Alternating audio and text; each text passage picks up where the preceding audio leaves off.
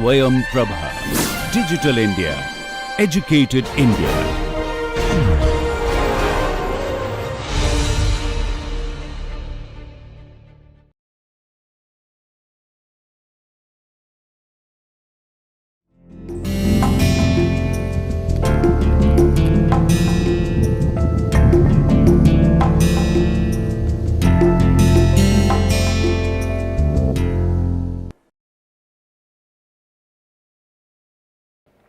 Namaskar friends, welcome to SwayamPrabha. My name is Dr. Parikshit Sirohi. I am Senior Assistant Professor in Faculty of Law, University of Delhi. As part of the Cyber Crimes course, this is the fifth module wherein we are going to be understanding more about credit and debit card usage on the internet. Friends, all of us may have used debit and credit cards over the internet. It is as if it is a match made in heaven. Debit cards and credit cards, plastics on the internet. It has made life so much easier as compared to carrying conventional currency. So these are some of the topics that we are going to be discussing as part of the lecture over the next 1 hour or so. I am going to give you a little bit of introduction over this. We are going to talk about the usage of credit and debit cards on the internet. I am going to talk about a technology called cyber cash. I am going to discuss secure electronic transactions or SET. What is this technology? How does this work? What are the functionalities of SET? A new innovation called OriPay. The Indian entrants in this particular area setting up payment gateways. How are they working? What is the legal regime? How do we control the frauds which are taking place? Who has the liability for improper usage of the credit and debit cards? These are some of the things we are going to talk about, friends. Friends, there is a very popular movie which came more than 50 years ago called The Graduate. And there is one line which remains etched in my mind. The future, my boy, is in plastic. So credit and debit cards have made life so easy for everyone. This is one of the most dramatic revolutions about how payments are being made. A lot of people, including yours truly, do not carry wallets anymore because everything, be it your driving license, be it your currency wallets like Paytm and MobiKwik, they are available on the phone. So your phone is now functioning, this mobile phone is functioning as the wallet. The credit card numbers are on the mobile phone. But friends, how safe is it? So the credit card is a payment card whose holder is permitted under the card holder agreement. This card holder agreement is a contract between the credit card holder and the bank who has, or the financial institution who has issued the credit card. So it may be Diners Club, it may be American Express, it may be ICICI Bank, it may be Union Bank of India. This is the card issuer, and the customer, the person who is making use, is the card holder. So it is an agreement, it is a contract between the card issuer and the card holder, whereby the card holder does not have to pay the entire amount at once. Rather, he or she is permitted to pay a certain amount called the minimum due. Let's say you have spent 36,000 rupees in 1 month on shopping. So you need not pay all the 36,000. You can choose to pay any amount which is more than the minimum due, which is, let's say, 160 rupees is the minimum due. So you can pay 160 rupees, you can pay 200 rupees, you can pay 5,000 rupees, you can pay 15,000, 25,000, any amount between 160 and 36,000 you can pay. The remaining amount, the credit card company, the credit card issuer is going to charge you interest, and you can pay the interest, but you will not be in default. So this is a kind of an agreement. So that is how the credit card comes in. And debit card, we all understand, it is an ATM card. It is a card wherein it is ATM card plus something else. So it allows you to draw money from your ATM, automatic teller machine, and also swipe the card at merchant establishments, point of sale terminals to buy anything that you want, and you can also use it online. So previously the ATM cards could only be used at your own bank. So supposing you had a account with State Bank of India, you could use the ATM only at an ATM machine which has the State Bank of India logo. but now you can use it at any bank. So that is why now the credit and debit cards usage has increased, and like I said before, the credit and debit cards are like a match made in heaven when it comes to the internet usage. The plastic usage on the internet is now growing manifold. It is becoming very convenient. In the last 20-25 years, friends, it has grown tremendously on the internet. Friends, I will tell you a little bit of an anecdote from my own personal life. In the year 1993, I may have been in 9th standard or 10th standard, and my teacher recommended, I was studying in then at that time a very small town called Bhopal, Madhya Pradesh. My teacher recommended that, if you want to get good marks in economics, study from a primary source, and that source was a book by Nobel laureate Samuelson and Nordosh. And that was not available in India. At that time, Amazon was not available in India, internet was very nascent in India. So I got in touch with Amazon, and they arranged to ship the book to the nearest point in India, from India, which was Singapore. From Singapore, I arranged for the book to be sent by courier to Chennai, and from Chennai, I asked one of my friends whose address I had given to send the book by courier to Bhopal. So that is how the book traveled. Now that is very easy. Now you can directly order any book, and that book will come to you from England or US or Singapore or anywhere else in a matter of minutes. So the order will be placed. At that time, I had a lot of problems placing this order because they did not accept cash. They did not accept this, what you call today COD, cash on delivery. They only accepted credit card payments, and I did not have a credit card, friends. So I had to move pillar and post to get somebody else's, because my parents also did not have a credit card.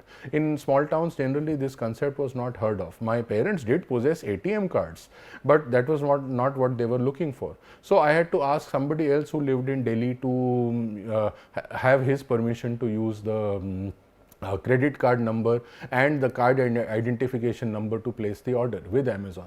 Now today, if anybody were to ask me to give out my credit card number and that 4-digit or 3-digit SID number, I would never do that, friends. And in those days, this two-factor authentication wherein you got an OTP on your mobile phone was also not available.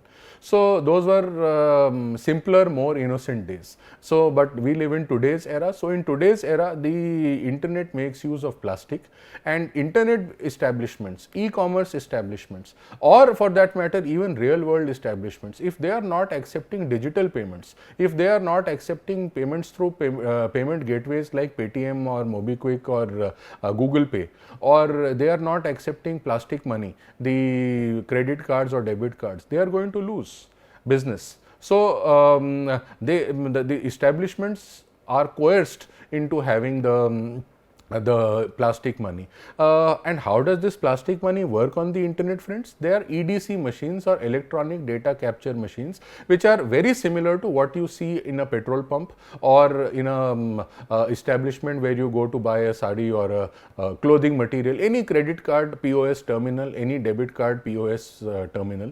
That is an electronic data capture machine. This captures the credit card data, makes real-time settlements with the merchants. So these EDC machines are enabling the online transactions. It is very easy for a merchant. Let us say I am Bata Stores, or let us say I am Decathlon, or let us say I am Nalli Sarees. It is very easy for me to make the customer spend 14,000 or 20,000 or 50,000 or 1 lakh or 1.5 lakhs through his or her debit card or credit card. The same customer will think 100 times before purchasing the same exercise bicycle or the same sari or the same suit from Nalli or from a clothing brand or from Grasim or from Bata high price shoes or from an exercise bike from Decathlon, if he is made to pay 1 lakh rupees or 50,000 rupees or 30,000 rupees in cash. Because then you suddenly realize that, oh, I am spending so much of money.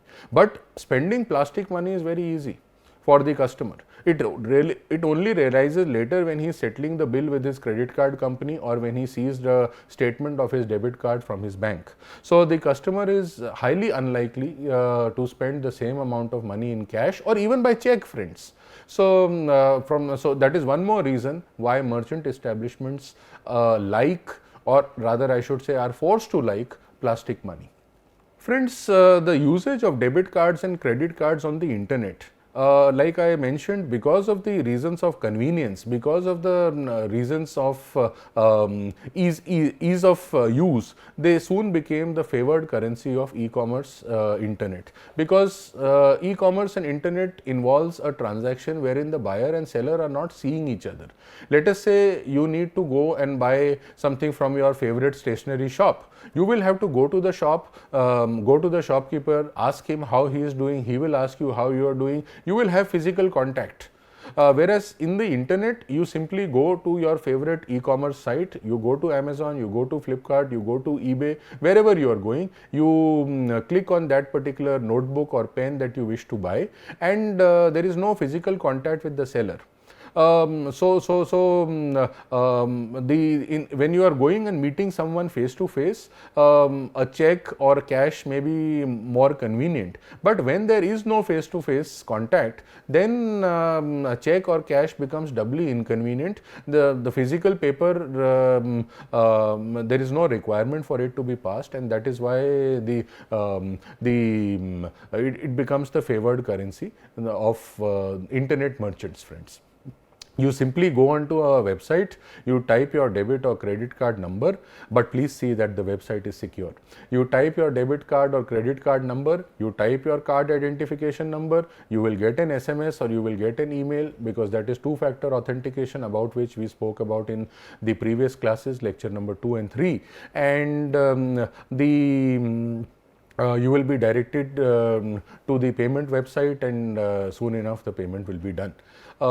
If for some reason the payment fails, largely this happens because there is some problem with the internet, either at your end or at the end where the server of the card issuing company is located, or maybe there is some problem with the merchant's website itself. So either of these three cases there may be a problem. In such cases, you will always get your money back within 24 hours or 48 hours. So that is no problem at all. Because of what I mentioned previously, the usage of the credit card soon overtook the usage of the debit card. It was not always so. Previously, when it started, whether it is in India or in the US, they are just 30-40 years apart. The trend was the same. Initially, people were taking money out of their savings account through the debit card for internet-based transactions in India, and out of their checking accounts for internet-based transactions in US. So the trend was the same in both India and US, but over a period of time, credit card transactions on the internet in value began to overtake the debit card transactions. So then security and privacy started becoming important considerations with the growth of internet, because fraud started increasing, and that is why, friends, the credit card companies the world over, including credit card companies, debit card companies in India, on the basis of RBI's advice, Reserve Bank's advice, came up with two-factor authentication, so that you keep it. Now there is two steps involved. The card identification number needs to be keyed in, and at the same time the secure code which comes by a OTP through email or through SMS or through some app of the bank, that also needs to be entered. So now there is two steps which are there. And friends, like I mentioned the other day, the good e-commerce sites always will follow a secure protocol. So you will see this HTTPS, this is not to be followed, this is to be followed. There will be a HTTPS sign before the website address. There will be a small lock on the top of the website where it says amazon.in, or go through the app. So whenever these good protocols, they are encrypting the data, and that is why the lock is made, that is why the H sign is there. They are encrypting the data which is being transmitted, and the user submits the credit card number through the website. This data travels in an encrypted manner, and the user is now more comfortable while using the card online. So these systems have evolved over a period of time to make the internet a safer place for e-commerce transactions. There are various systems which have come, and one such system is First Virtual, about which we may study a little bit later. Friends, Just as you have wallets in India today which are being popularized, MobiKwik is there, Google Pay is there, Paytm is there, and so many other wallets are there. Myntra website has their own wallet, Amazon has their own wallet, and so on. Virtually every e-commerce site offers their own wallet wherein you keep your money there only and you can use it to make transactions either on that particular website or on some other website or on some other app.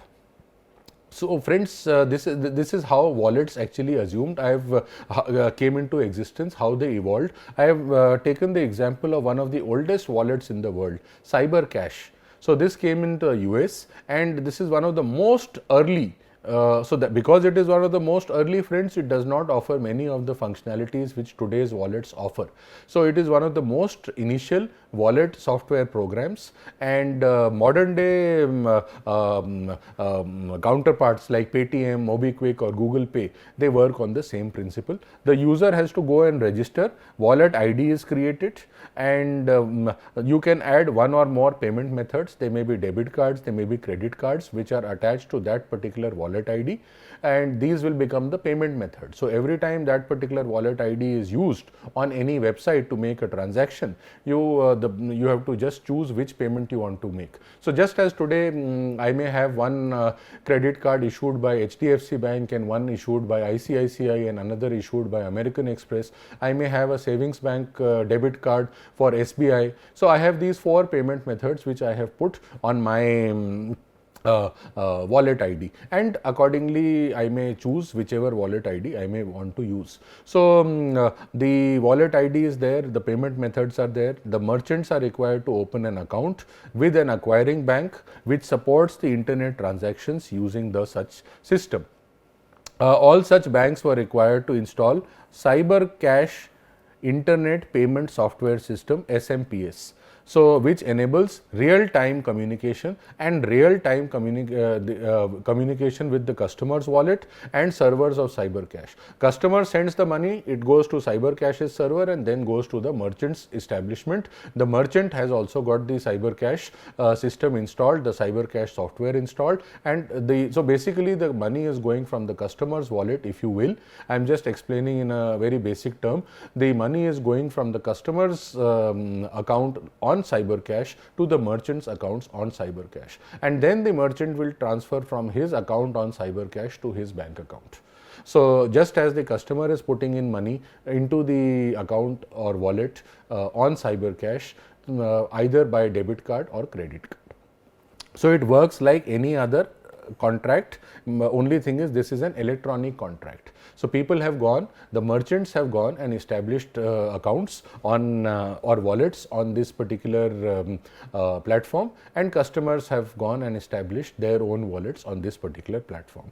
The customer has indicated the requirement of purchase from the website by clicking on the payment option as CyberCash. The merchant software has responded. He has built the buyer's wallet. Money is transferred from, so I am just explaining. Buyer puts money in CyberCash. CyberCash is transferring to the merchant. And how is the buyer doing it? Either by credit or by debit card, credit or debit card. He is putting money into his CyberCash account, which is going to CyberCash and which is going to the merchant, who is putting it in his bank account, merchant's bank account. So that is how it is going, and the payment is going from the customer to the merchant, from the customer to the seller of the goods, friends. Friends, now we will discuss secure electronic transactions. Now, since the volume and value, both in terms of number of rupees and the number of dollars and the amount of transactions. So one is the value and the other is the volume. So both in terms of value and number of transactions, the transactions are increasing on the internet. every year, every day. So what happens in India on the Republic Day sale, or on the Independence Day sale, or on the Diwali sale, and the same thing happens in the US on Thanksgiving Day, or on Black Friday, or on Christmas Day sale, or on New Year sale. So the same phenomena is there, wherein huge amount of transactions take place, and every year this transaction amount keeps on increasing. Friends, during COVID, the transaction in India started going up to a new limit altogether, because people were not going out of their homes, and even people who had traditionally not been using e-commerce started using e-commerce. So the volume and value of transactions kept on increasing. Now, when such increase is taking place, the emphasis shifts to security of the transaction, to the integrity of the transactions. So whenever you are doing these transactions, especially when you are doing it with credit cards, because credit card suddenly gives you a bill. In debit card, the money goes from your bank account, so you get to know. But credit card, you may not immediately get to know. In an ideal world, in both cases, you should immediately get to know by SMS notification or email notification. But generally, credit card, sometimes we may not be so vigilant. So in credit cards, the security and protocol becomes even more important. So that is why this SET system has been developed, initially for credit cards and then extended to debit cards also. SET is not any system. Rather, friends, it is a security protocol.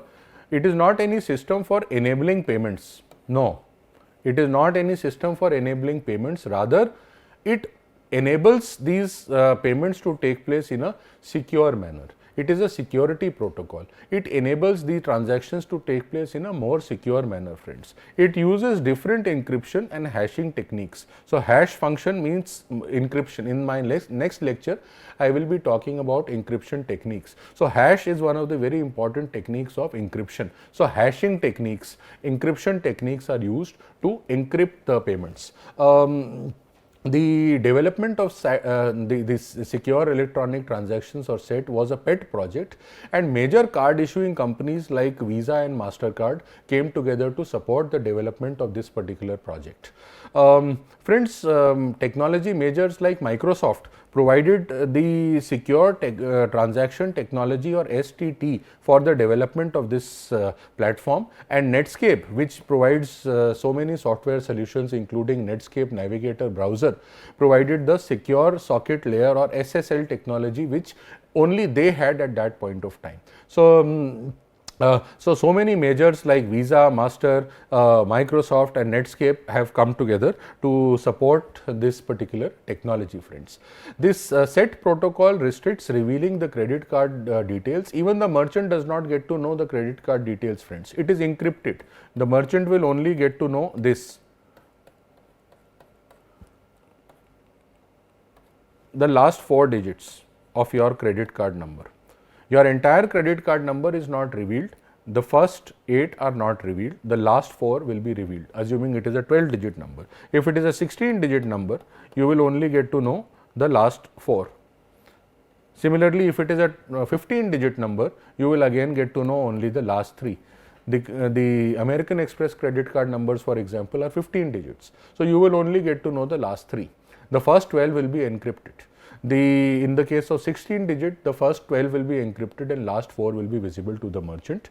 So if it is not even visible to the merchant, it is obviously going to be able to keep the thieves and hackers at bay, and therefore it is very good deterrence, and helps to improve the confidence of the buyers, the card users, the customers, when it comes to making the internet based transactions.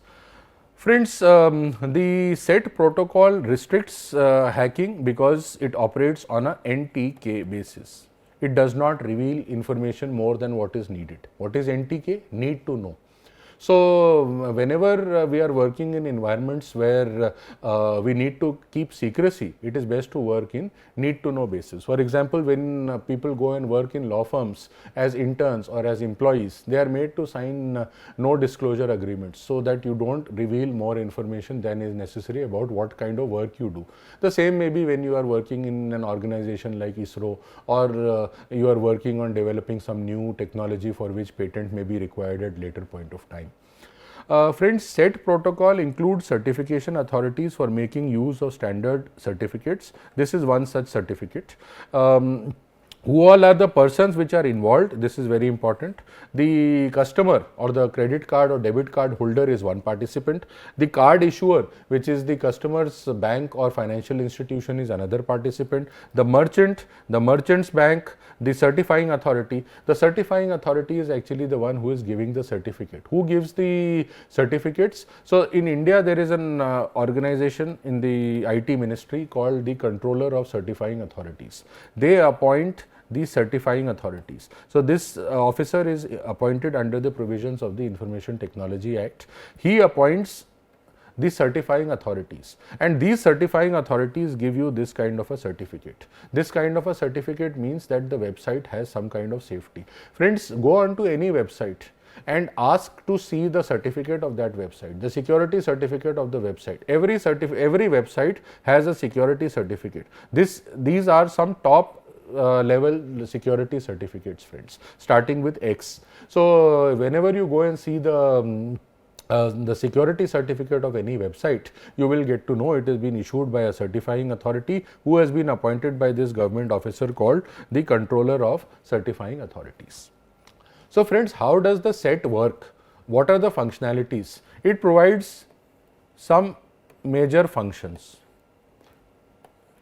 These are the three or four things which it does. So first of all, it provides authentication to the merchant to prevent the theft. The SET allows the customer to check previous relationships that he has had with the merchants and financial institutions. So this kind of a certificate is to be used for verification purposes. Then the customer authentication takes place. SET checks if the credit card usage is done by the authorized user or is somebody else using the credit card of the customer, and if somebody else is using, it is not going to allow the person to proceed because it uses this particular certificate. This particular certificate checks the public key and private key. I discussed with you in my previous sessions about public key and private key, friends. I think it was the very first lecture wherein I talked about public key and private key. So through the usage of this certificate, the SET is able to find out whether it is the customer or whether it is some intruder posing to be the customer, holding the credit card number and other details of the customer, the card holder. So friends, the other function of SET is to provide the message confidentiality. The message confidentiality refers to preventing the unintended persons from reading the message which is being transferred. So SET uses lots of encryption techniques. One such encryption technique which is commonly used by SET is DES. We need not go into what DES is, just understand that it is a encryption technology wherein it is encrypted, the details are encrypted. What is encryption? It is like sending a coded message. We will study encryption in the immediately next 6th module. So friends, the other function of SET is that message integrity. Nobody can play around with the message which is being sent. It provides the message integrity at all times. It does not allow to modify the message at any stage using the signature. So every person has a signature. This is my signature. Please don't misuse it anywhere. This is my signature. So similarly, this is my signature in the real world. So similarly, I will have a digital signature and I will have an electronic signature. So both digital signature and electronic signature are defined under the Information Technology Act. Digital signature can be used for almost all purposes on the internet. So you may be signing papers on the internet by using your digital signatures. You may have filled up your income tax returns using your digital signatures, and then electronic signatures are there. This is my physical signature. If I am writing this on a piece of paper, I am scanning this and uploading it. That does not make it an electronic signature or a digital signature. My electronic signature or digital signature will be something else. So I will talk about it at some point in my future sessions. So friends, the message integrity is preserved by set. It does not allow anybody to modify the message at any point of time. This unauthorized modification, even if you are using these signatures, is not allowed, and they are using the RSA digital signature technology with SHA1 technology. Friends, you may have signed credit card and debit card charge slips. So they make you sign multiple copies. One copy goes to the merchant and one copy goes to you. The copy that goes to the merchant goes and sends it to the bank for payment. That used to happen earlier. Nowadays it is digital. In most places, especially in the metros and larger cities, you will not have to sign a credit card or debit card charge slip anymore, which used to be the case 10 or 15 years earlier. Because now the payments are made real time. The merchant does not have to take your charge slip on paper and take the same and go to the bank. No, that is not needed. The merchant simply electronically gets the payment. He just retains the charge slip for record reconciliation purposes. So try it when you go and use your credit card at a restaurant or a petrol pump next time and see whether they ask you to sign it. So the electronic system works on exactly the same way, which I mentioned, that previously we were asked to sign on your the 2 copies of the charge slip. So the dual signature technology, the 2 copies of charge slip. So I am just writing down 2 copies of charge slip. So this dual technology is the same as this function of 2 copies of the charge slip in the credit card. So the 2 different pieces of information meant for 2 different receivers. One is the order information which goes to the merchant, and one is the payment information which goes to the bank. Just as in the 2 charge slips, one is meant for the customer and one is meant for the merchant. So friends, this is a virtual credit card, if I may. This is one of the newer innovations which has come in, and it is called Oripay. So many innovations have been made. In fact, it has been around in the US for some time. Now they have come to India also. Many innovations have been made over a period of time to reduce. See, the risk may not be eliminated, but then there is a risk in everything in life. You are walking from place A to place B and you may be struck by lightning. This is one of the most innocuous of accidents that can take place. Friends, this innovation was made to reduce the risk of online credit card transactions, and one such innovation is I am going to talk about Oripay. The basic technology of Oripay is that the customer uses an Oripay number, which looks like a credit card number, but it is not a credit card number. It is a single use virtual number. So it functions like a single use credit card. Now, if by chance some unscrupulous person has gotten hold of an Oripay number which has been generated and given to Mr. X, but Mr. A, who is a dishonest person, has managed to get hold of that Oripay number which has been given to Mr. X. Now what happens? He goes to that website, tries to make a transaction, and Oripay knows that this number has been given to Mr. A, but it is Mr. X, and now Mr. A, who is a dishonest person, is trying to make use of it. So Oripay will block the transaction and the transaction will not go through, friends. So any unauthorized person who manages to get the number which he is not authorized will not be able to use so because Oripay will have the record and they will block it. Customers can obtain the Oripay number by simply going to the browser and clicking on a button, and they will get the Oripay number, and they can customize the Oripay number as per their choice, the spending limits, what kind of websites, whether I want to use it only on clothing websites or apparel websites or furniture websites. I can customize according to my choice what kind of spending limits, what kind of spending patterns, how often can it be, can I get an Oripay number, can it be issued only in one particular city's stores, transactions from only New Delhi or only Bangalore, and these parameters can be changed at various points of time. So The customers can get the Oripay numbers, and the charge that will be made, Oripay will simply charge that amount to their personal credit card, which is issued by the card issuer or the bank account of the customer, as the case may be. So customer goes to Oripay, gets an Oripay number, and Oripay makes the transaction if it is authorized. If not authorized, does not allow the transaction. And let's say I have gone and spent 5,000 rupees at Decathlon using an Oripay number. So the Oripay will go and charge it to my American Express credit card or my SBI debit card, and I will settle it with SBI or American Express, as the case may be. American Express will give me a bill at the end of the month for the credit card. SBI has already gone and debited to my bank account immediately, because that is a debit card. So friends, like I mentioned, it can be customized based on your purchasing patterns, what kind of merchants you go and shop, which particular merchant you go and shop, merchant name, merchant type, and other parameters. And these parameters can be changed by you, the customer, at any point of time. I am not doing any advertising for Oripay. Let me make it very clear. So no specific hardware is needed. That is a main advantage of such virtual credit cards, that no specific hardware is needed to be installed at either the merchant's end or the user's end. So such virtual credit cards are indeed a boon, because safety element is more, and it is only one time single use, and it can allow various limits to be set, and those limits you can always adjust as per your requirements.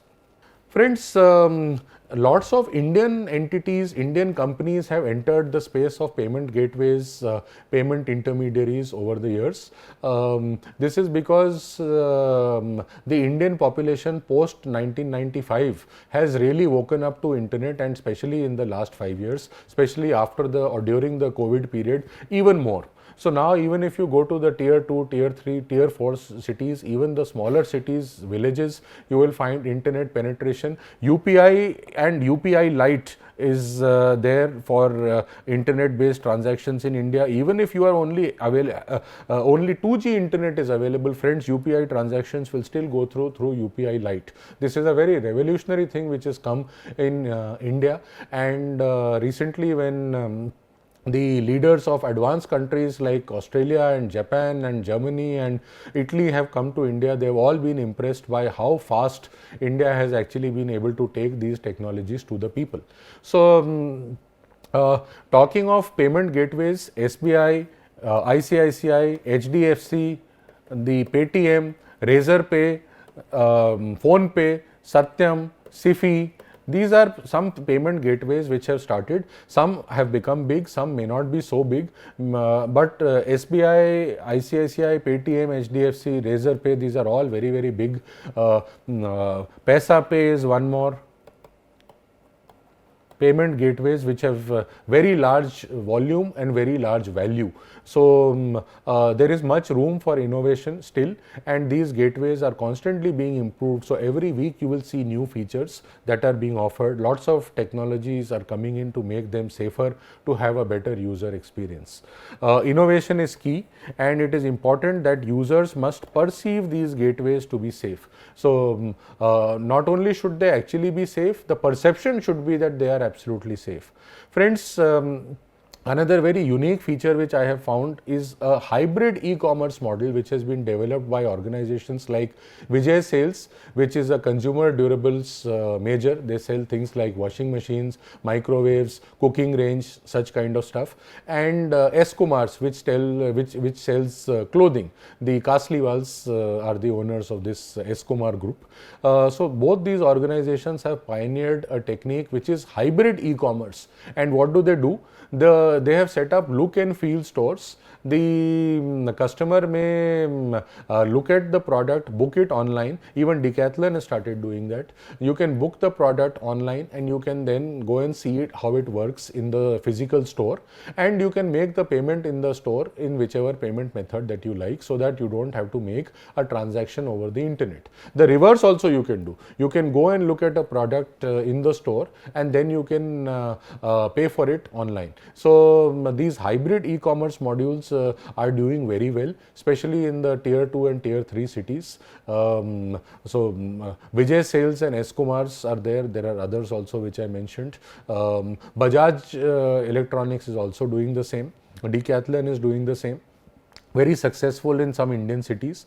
The rationale seems to be that they want to tap into the reluctance of the Indian buyer to disclose the credit card information on the internet, debit card information on the internet, and at the same time they want to retain such customers. They don't want such customers to run away. They want to, because every business wants to retain the customer, which is the reason why the business exists. They want to allow this customer to continue to use the payment methods which he or she is familiar with, accustomed with. So watch this space, friends. You are likely to see a lot of action in this area in the coming years. Previously, when e-commerce started in India, like I told you, credit card only means of making the payment. That too, international credit card preferred.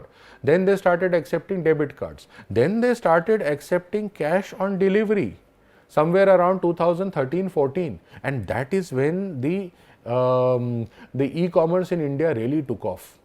Amazon really made a big entry in India. Flipkart, Jabong used to be really big at that time, 2013-14. So two things they started doing. One is cash on delivery and one is very easy returns. Every internet website today advertises no questions asked returns. So you buy a particular jeans, you don't like it because the fit is not good, color is not good, no questions asked. So that was not always so. So these two things, no question asked refund, cash on delivery, have really led to a big surge. So you have to, so this hybrid model is also likely to see a lot of upsurge in the days and weeks to come, friends. Not to take anything away from credit and debit cards, but this model is also likely to grow. Friends, now what is the legal regime? We are studying about usage of credit cards and debit cards on the internet. But what is the legal regime? How is this being protected? The legal regime is around two major areas. How do you regulate? One is you regulate who can get the credit. Who is the person who is eligible for a credit card? How much of credit can you give the person? Because otherwise you are running the same risk which countries are facing, wherein they are being saddled with huge amount of debt and they cannot really repay it. So similarly with individuals, supposing an individual only has a monthly income of 25,000 rupees, there is no point giving him a credit card which has a limit of 5 lakh rupees. Such individuals, you can give him or her a monthly credit limit of 25,000-30,000 rupees. So exercising control on who can be given a credit card and how much of credit is to be given to which customer, how much of credit exposure must be given to maximum credit exposure that can be given to each customer. The second is the legislation in the regards of the consumer legislation. So protecting the rights of the customer either through ensuring adequate disclosure. He must be informed about all the information before getting the card. Many times the card issuing companies do not properly disclose. They may put it in the cardholder agreement, but friends, that is in such fine print, maybe 6 size font. How many people will be willing to read it? Even if they wanted to, they will not be able to read because they will need magnifying glass for that. So it should be made clearly what are the conditions. If it is an unauthorized transaction, the customer should not be made to pay for it unless the customer is himself at fault. He has disclosed the SID number to an unauthorized person. The regular billing should take place. So the consumer legislation can take place in this regard. The attribution of liability, which is what I was just talking about, is a very important aspect. The primary focus on ensuring security must be there. This aspect must be there. And the second is attribution of liability in case of unauthorized transaction. Who is responsible, friends? These two aspects are important ones. So today, largely, the liability attribution is covered by contracts, and these contracts are between the bank and the customer.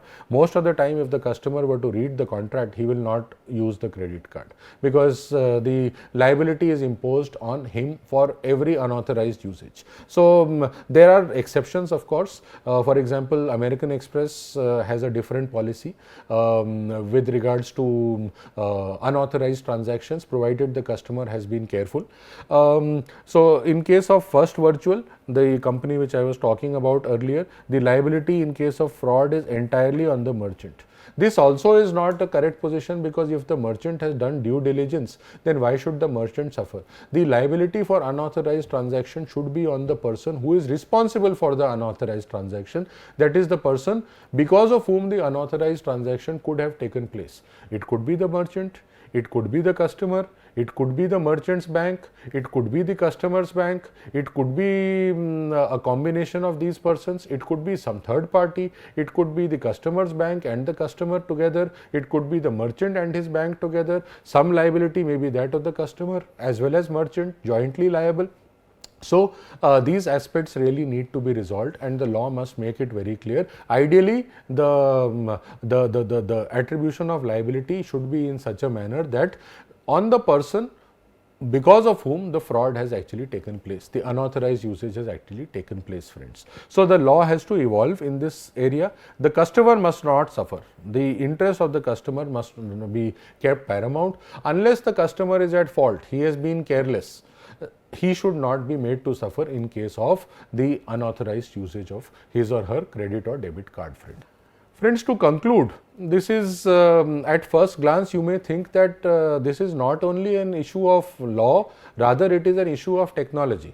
It is not, the law involves a very peripheral usage, and that may not have a usage of any involvement of law at all. It may just be an issue of online transactions being an issue involving technology rather than law.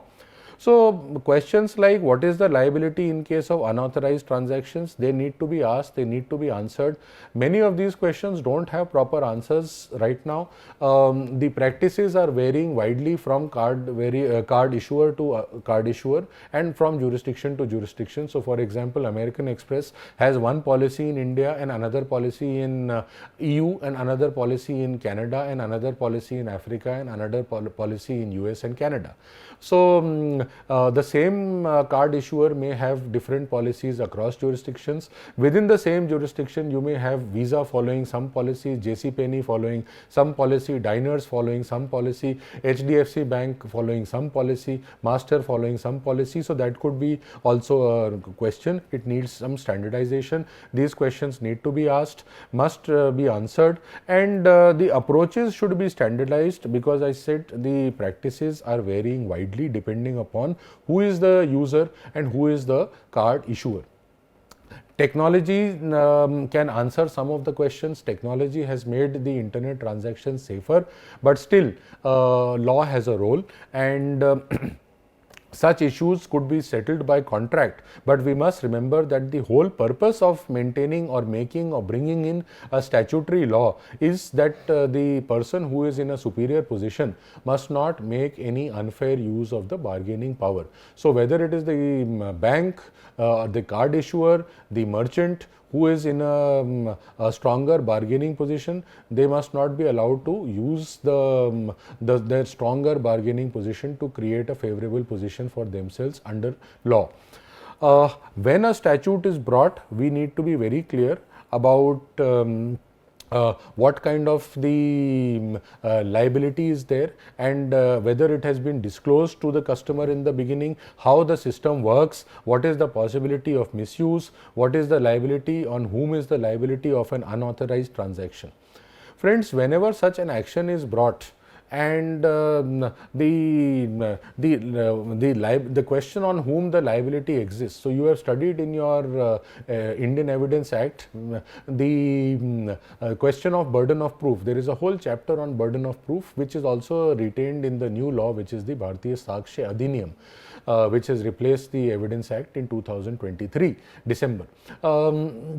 The on whom is the burden that the card was kept carefully, and the fraud has taken place, or unauthorized usage of the credit or debit card has taken place.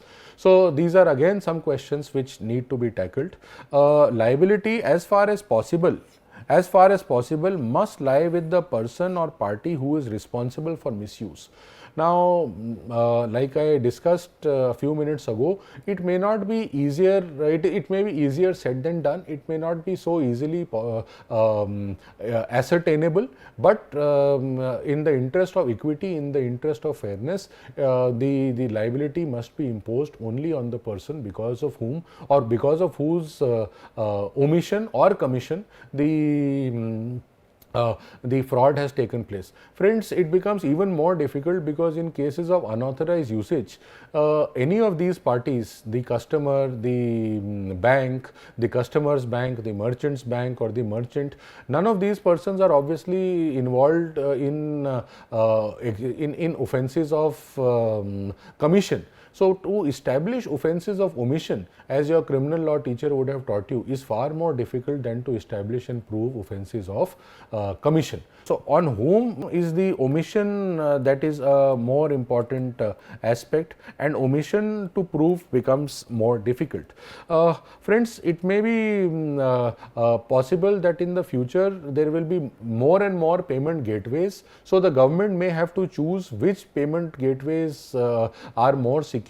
They may start giving certificates. They may have to choose amongst various payment systems, various payment gateways, and the law must evolve so that the interest of the customer is protected and the customer is not shortchanged and also does not feel shortchanged. So, actual shortchanging as well as the perception of being shortchanged, both should not be there. The growth of the internet as a medium of e-commerce is important for the growth of the economy as a whole, and therefore it is even more imperative that we introduce and maintain steps to further improve the security of the internet. In this regard, in our next session, we are going to be studying about the encryption technologies, and at the same time encryption may pose certain risks. We will talk about that also. So, friends, in our next class we are going to talk about the encryption technologies, the privacy concerns, so how those are going to be tackled.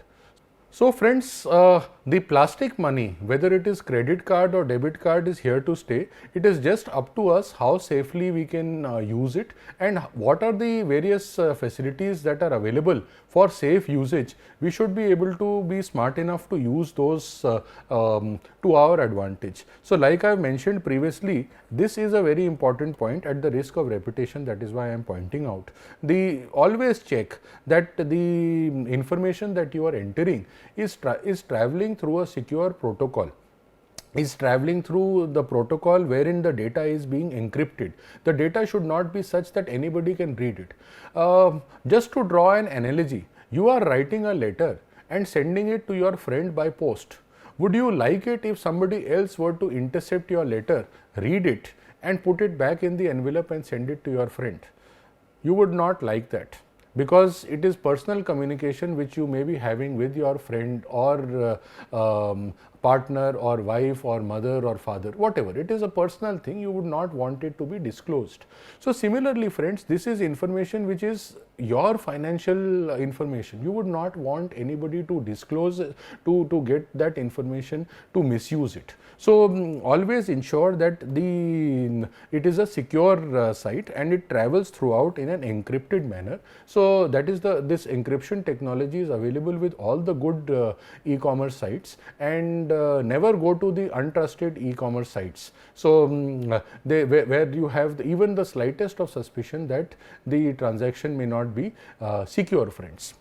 So, friends, I was speaking to you about cyber cash and how it works, and cyber cash has developed something called a cyber cash internet payment software system, which is enabling the communication with the customer's wallet and servers of cyber cash. This is exactly how any modern day wallet works. So, let me demonstrate this to you. And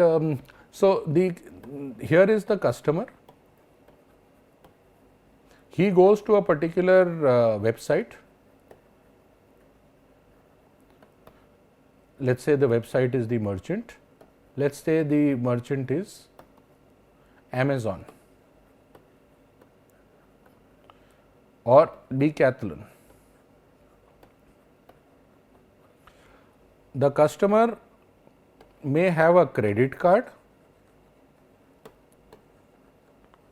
may have a debit card. So, he may use his SBI debit card or Amex American Express credit card, through which either of this he is loading money, money is put in his wallet, money is put into the wallet of the customer. Now, this wallet is going to cyber cash. Cyber cash is where he has this wallet. Replace cyber cash in India with maybe let us say Paytm. So, and in this in his wallet on Paytm or on cyber cash, he puts the money, let us say it is 5,000 rupees. Now, from here the Amazon or Decathlon, they have their own wallet on cyber cash or Paytm. The customer is putting in 5,000 rupees and this 5,000 rupees is going to this cyber cash or this Paytm wallet, and from here it is going to the account which is linked of the merchant. So, the merchant may have an account with ABC Bank or XYZ Bank, and this money which has been put in the wallet has gone here to the merchant's wallet, and from the merchant's wallet the merchant has put it in his bank. He may withdraw it or he may use it to pay any of his supplier. He can use it any way he wishes to go about it. So, I hope now it is even more clear how any wallet works. So, thank you very much. I hope you have enjoyed this session as much as we have enjoyed bringing it to you. Thank you.